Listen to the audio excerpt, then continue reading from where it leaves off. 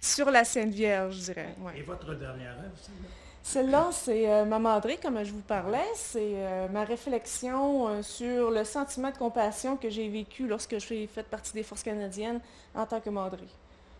Ouais. D'accord.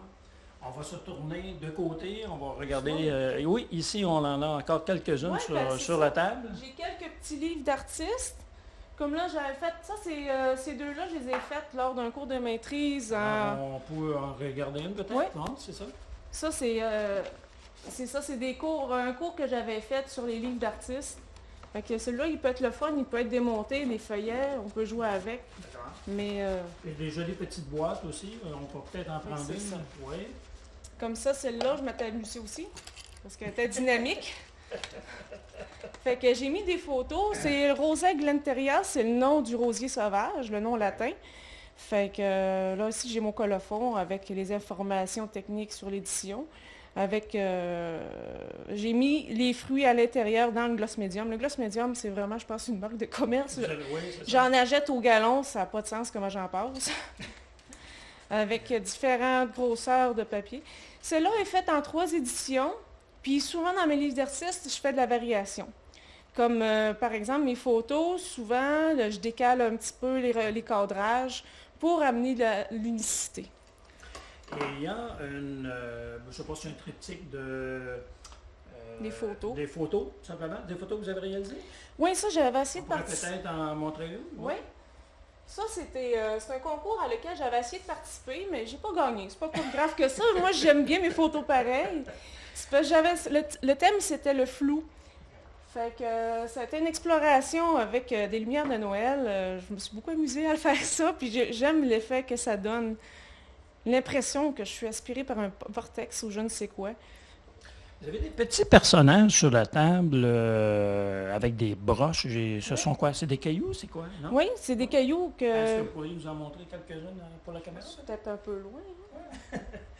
Alors, Enfin, ça, c'est pendant le bac à l'université, genre, on avait fait une grosse série de ça. Moi, je m'étais occupée des personnages, puis j'étais avec 2 autres filles. Il y en avait une autre qui avait fait les petites maisons, puis l'autre avait fait des gratte-ciels. Puis on avait fait une espèce de microcosme, si on peut dire, où on avait l'impression d'être des dieux face à ces petits personnages-là. On a mis des petites chandelles, c'était tout mignon. Ça faisait vraiment une drôle d'atmosphère. Stéphanie, on voit d'ailleurs, vous êtes une jeune femme. Vous avez quoi, 34 ans? Oui.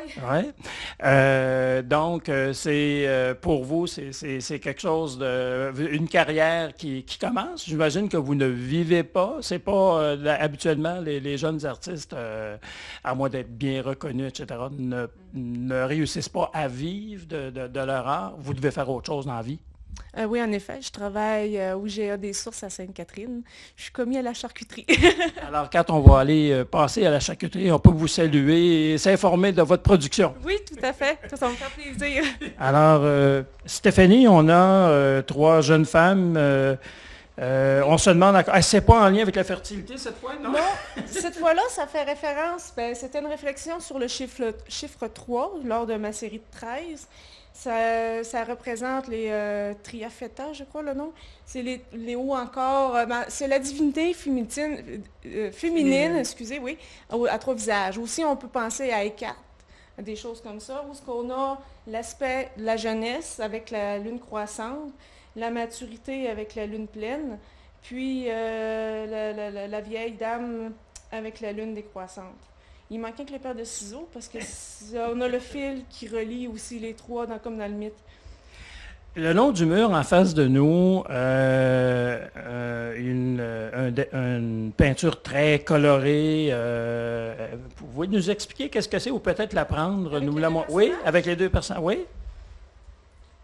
Ça, celle-là, c'est une réflexion, on pourrait dire, sur le 2, mais à la base, je dirais que c'est la danse. Moi, je l'ai appelée la danse du chaud et du froid. C'est aussi une réflexion à la base d'un texte biblique.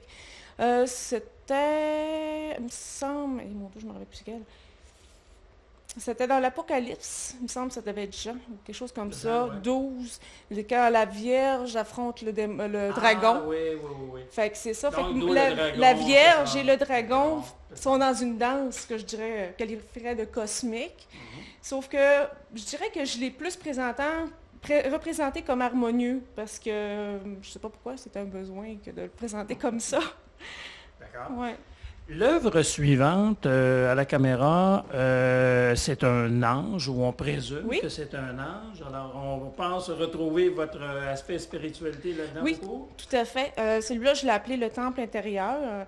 D'une manière sous-jacente, ça apparaît pas beaucoup, mais il y a une étoile à 5 branches.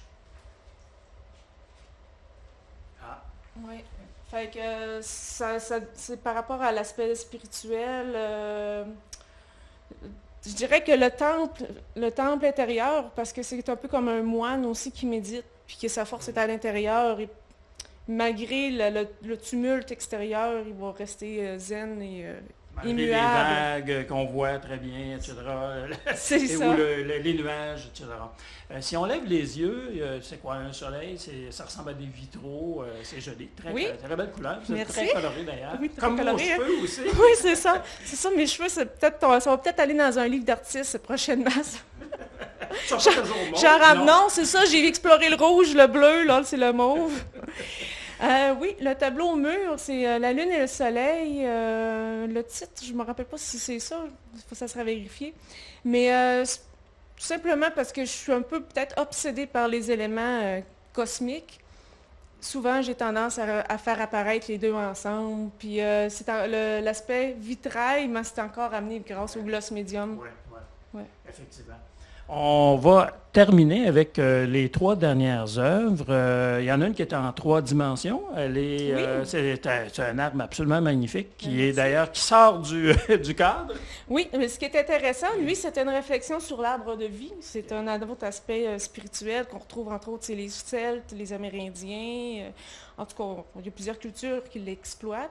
C'est aussi un aspect, il reflète pour moi le cerisier, qui est un arbre sacré au Japon.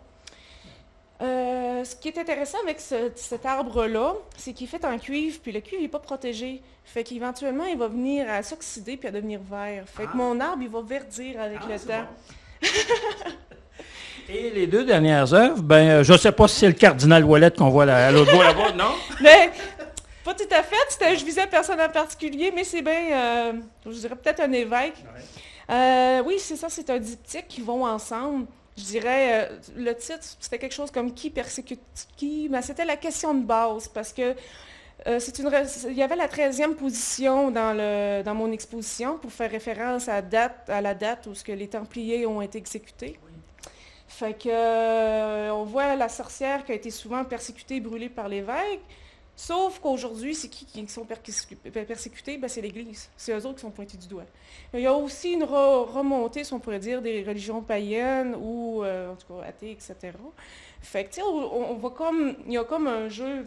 Ils se regardent, ils sont pas méfiants l'un vers l'autre, mais pas loin. On sent que la théologie n'est pas très loin, là. Ah oui, c'est clair. Oui. Avez-vous, pensez-vous retourner un moment donné travailler dans le domaine de la théologie? Non? Pas particulièrement, à moins qu'on m'en fasse la demande. Là, peut-être qu'effectivement, je pourrais y retourner. Mais comme femme, j'imagine que c'est pas évident non plus. Non, c'est sûr, c'est sûr. C'est sûr que j'aimerais ça. J'avoue que j'ai aimé servir. Le service auprès des gens, le sentiment d'aider. C'est intéressant, les discussions qu'on peut avoir aussi avec les gens. Je dois avouer que pendant que j'étais dans l'armée, j'ai vraiment aimé ça, explorer, parce qu'on se rend compte des fois que les gens, ils ont pas, même si on a une petite croix sur nous autres, ils ne viennent pas nous simplement pour voir la croix, mais ils nous parlent de toutes sortes de choses. Puis c'est vraiment enrichissant. D'accord. Stéphanie, merci de nous avoir accueillis chez vous. C'est magnifique ce que vous faites et puis bonne continuation. Merci beaucoup.